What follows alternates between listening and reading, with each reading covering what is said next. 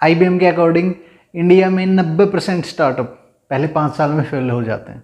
100 में से 90 स्टार्टअप पहले 5 साल में उड़ जाते हैं और बचे हुए 10 में से 9 स्टार्टअप अगले 5 साल में फेल हो जाते हैं। अब इसकी वजह क्या है? 10 साल तक सिर्फ 1 या 2 स्टार्टअप ही सर्वाइव कर पाते हैं। कोई ना कोई तो बड़ी वजह होगी। उन्हीं वजह को डिस्कस करेंगे आज। ऐसी कुछ वजह जिनकी वजह से स्टार्टअप फेल होते हैं। कहीं आप तो ये गलती नहीं करने जा रहे। अगर आप स्टार्टअप शुरू करने जा रहे हैं तो इन गलतियों से बचें, तभी आप एक अच्छा स्टार्टअप बिल्ड कर पाएंगे और एक अच्छा स्टार्टअप आप बहुत आगे तक ले जा पाएंगे। आइए शुरू करते हैं। पहली मिस्टेक है missing invention around customers money making model. हमारा कस्टमर कहाँ से कमा रहा है उसके ऊपर ध्यान ही नहीं देते हैं। अब मान लीजिए ओला है, ओला का कस्टमर कौन है? सिर्फ उसके कस्टमर ही उसके कस्टमर नहीं हैं। ओला के साथ जो कार्स के ओनर जुड़े हुए हैं वो भी उसके कस्टमर हैं। अगर वो उन्हीं के कमाई पे ध्यान नहीं देगी ओला, तो ओला फेल ही होगी। अगर रितेश अग्रवाल ध्यान नहीं देंगे कि होटल्स कैसे कमा रहे हैं, होटल्स उनके थ्रू कैसे कमा रहे हैं, तो रितेश अग्रवाल की किसी को ज़रूरत नहीं। रितेश अग्रवाल इस चीज़ पे ध्यान देते हैं, इसीलिए उन्होंने ओयो को इतना बड़ा किया है, इसीलिए आज ओयो इतना बड़ा है। तो कभी भी अगर कोई भी स्टार्टअप आप शुरू करना चाहते हैं तो सबसे पहले ध्यान में रखिए कि आपका जो डिस्ट्रीब्यूटर है, जो रिटेलर है, वो पैसे कैसे कमाएगा, उसके पास पैसे कैसे पहुंचेंगे, उसका मनी मेकिंग मॉडल कैसे तैयार किया जाएगा। सबसे पहला इस चीज़ को ध्यान में रखिए। दूसरी चीज़ जो बिज़नेस को ख़त्म कर देती है या जो स्टार्टअप को फेल करने में बहुत योगदान देती है, नेगेटिव कैश फ्लो। अब नेगेटिव कैश फ्लो क्या चीज़ है, कौन सी चिड़िया है ये? आपको पता ही नहीं है कहाँ से पैसा आ रहा है, कितना पैसा आ रहा है बिज़नेस में, कहाँ जा रहा है, किस चीज़ में आपका पैसा सबसे ज़्यादा लग रहा है, किस प्रोडक्ट में आपका सबसे कम लग रहा है। आप उस चीज़ पे कभी ध्यान ही नहीं देते। आप स्टार्टअप स्टार्ट कर लेते हैं, आपको एक आइडिया आ गया, आपने सोच लिया बस ये स्टार्टअप मैंने स्टार्ट कर लिया, मैं राजा हूँ, मैं किंग हूँ, अब मैं कोई काम नहीं करूँगा, मैंने 2-4 लोगों को रख लिया, अब वही सारा काम करेंगे, मैं तो बस आराम से बैठ के सेठ वाली फीलिंग लूँगा। हाँ भाई, ये करो, वो करो, ये करो, वो करो।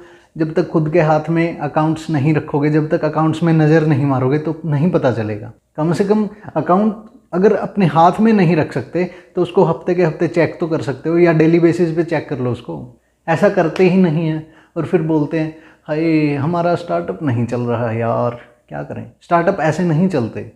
मैंने भी की थी ये गलतियाँ, लेकिन मैं टाइम से संभल गया। आप भी संभल जाइए, वरना इतने बुरे तरीके से मरेंगे कि कोई बचाने नहीं आएगा। और मैं ये मरना, ये फाइनेंशियली मौत की बात कर रहा हूँ, मैं फिजिकली मौत, डेथ की बात नहीं हो रही यहाँ पे। अब तीसरा जो काम हमारे इंडियन स्टार्टअप फेल होने के लिए करते हैं, expansion with negative margin. Expand करी जा रहे हैं, बिजनेस को फैलाई जा रहे हैं, मार्जिन आ नहीं रहा। पहले के प्रोडक्ट्स पे ही नहीं आ रहा मार्जिन, और प्रोडक्ट भर भर के ला रहे हैं अपने बिजनेस में। नए नए प्रोडक्ट लॉन्च कर रहे हैं, पहले का प्रोडक्ट मार्जिन दे ही नहीं रहा। अगर आपका स्टॉक भरा हुआ है तो आपके सबसे ज़्यादा चांसेस हैं फेल होने के। 2 प्रोडक्ट पे, 4 प्रोडक्ट पे, 5 प्रोडक्ट पे फोकस करिए, लेकिन उनको इतना अच्छे से चलाइए, उन पे इतना अच्छे से फोकस करिए कि वो मार्केट को मैनेज करें, वो मार्केट के किंग बन जाएं, वो मार्केट को ड्राइव करें। लेकिन नहीं, उस पर तो ध्यान ही नहीं देना। ये भी ऐड कर लो, वो भी ऐड कर लो, इसको भी आने दो, उसको भी आने दो, फलाना ढिमकाना, पता नहीं क्या क्या। अगर ऐसा करते रहोगे तो फेल होते रहोगे, मरते रहोगे, जाता रहेगा तुम्हारा पैसा गड्ढे में, और कोई नहीं पूछने आएगा कि क्या हुआ आखिर में। अभी से संभल जाओ, संभल जाओगे तो लोग याद रखेंगे। अगर मर जाओगे तो कोई नहीं आएगा पूछने। अब अगली मिस्टेक जो हमारे स्टार्टअप के शहंशाह करते हैं, अरे हम तो शहंशाह हैं, हमें तो बस लोगों से काम करवाना है, और लोगों से काम भी करवाना है तो भी ढंग के लोगों से नहीं करवाना। हमें तो सस्ती लेबर चाहिए, हमें तो सस्ते एम्प्लॉय चाहिए, कुछ भी काम निकलवाना हमें तो सस्ते में करके दो। अरे नहीं, वो बाजू वाली गली में तो इतने में कर रहा है यार, तुम इतने मांग रहे हो। उस कंपनी में तो इतने, मैनेजर इतने लेता है, तुम इतने मांग रहे हो। भाई उस कंपनी में जाके भी देखो, उसमें बॉस कैसा है, उसमें मैनेजर कैसा है। अगर एम्प्लॉयर उसमें अपने दम पे मैनेजर को चला रहा है, अगर एम्प्लॉयर उसमें अपने दम पे मैनेजर को ट्रेंड करके, उसको बता के एक एक चीज़ें फिर उसको ड्राइव कर रहा है, तो वो मैनेजर को कम सैलरी ही देगा भाई, वो उसको ज़्यादा पैसे नहीं देगा। लेकिन अगर आपको अच्छा मैनेजर चाहिए जो खुद से कुछ करे, उसके लिए आपको ज़्यादा पे करना पड़ेगा, उसके लिए आपको क्वालिटी स्किल्स ढूंढनी पड़ेंगी, उसके लिए आपको मेहनत करनी पड़ेगी, उसके लिए आपको बार बार इंटरव्यूज़ लेने पड़ेंगे। लेकिन नहीं, हमें तो कुछ करना ही नहीं है, हमें तो बस स्टार्टअप तैयार करना है, हमने एक बार स्टार्टअप तैयार कर दिया, हम तो राजा हैं। राजा तो कोई काम करता ही नहीं, और जब राजा कोई काम करता ही नहीं तो नीचे वाले लोग उसकी जड़ें खोदते रहते हैं, एक दिन राजा को भी कंगाल कर देते हैं।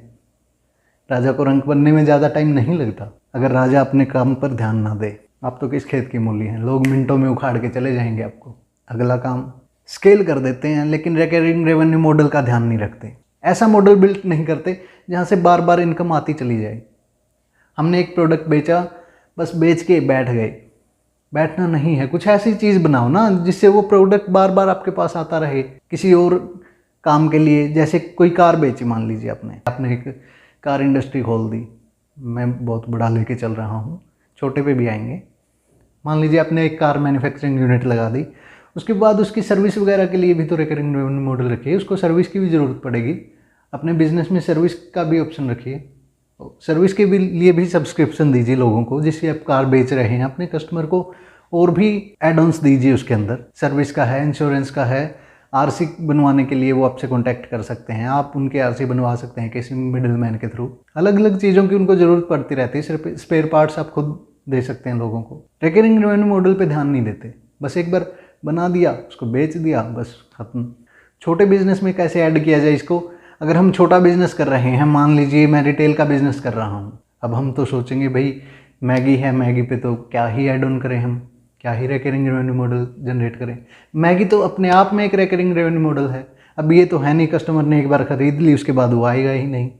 लेकिन आप उससे ऐसे इतने अच्छे तरीके से बात कीजिए, उससे इतने मीठे लहजे से बात कीजिए कि वो बार बार मैगी खरीदने आपकी दुकान पे आए। अगर आप उसके साथ बुरा बर्ताव करेंगे, अगर आप उसके साथ अच्छे से बिहेव नहीं करेंगे, तो आपके बगल में और बहुत सी शॉप खुल गई हैं आज के टाइम पे तो, और उन पे स्विच होने में 1 मिनट नहीं लगाएगा।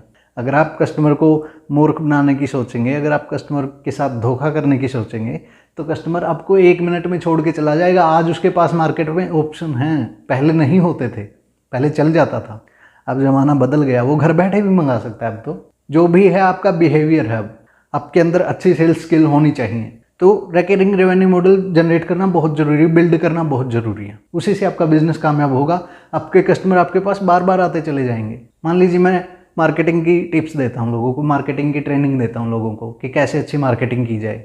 अब कोई भी बंदा एक बार मेरे से मार्केटिंग की ट्रेनिंग लेके चला गया, मैं चाहूँगा वो मेरे पास दोबारा आए, लेकिन और ज़्यादा एक्सपेंड करने के लिए। मैं ये नहीं चाहूँगा कि मैं इसी जितना वो मान लीजिए 10% की ग्रोथ से चल रहा है तो 10% से 11% पे पहुँच गया, फिर वो 11 से आगे बढ़ने के लिए आए। नहीं, वो कम से कम 15% की ग्रोथ तक पहुँचे, उसके बाद वो 15 से 20% की ग्रोथ के लिए मेरे पास आए। तभी मज़ा है किसी को प्रोडक्ट देने का। उसको इतने अच्छे से सिखाओ, इतने अच्छे से ट्रेंड करो अपने कस्टमर को कि वो बार बार उसको आपके सिवा और कोई इतना अच्छे से प्रोडक्ट दे ही ना पाए, इतना अच्छा प्रोडक्ट उसको और कोई दे ना पाए। अगला काम जो बहुत अच्छे से फेल कर सकता है किसी भी बिजनेस को, चाहे वो छोटा बिजनेस है, चाहे बड़ा है, चाहे बहुत बड़ा है, मार्केट के अंदर सारे सिग्नल एकदम से दे देना।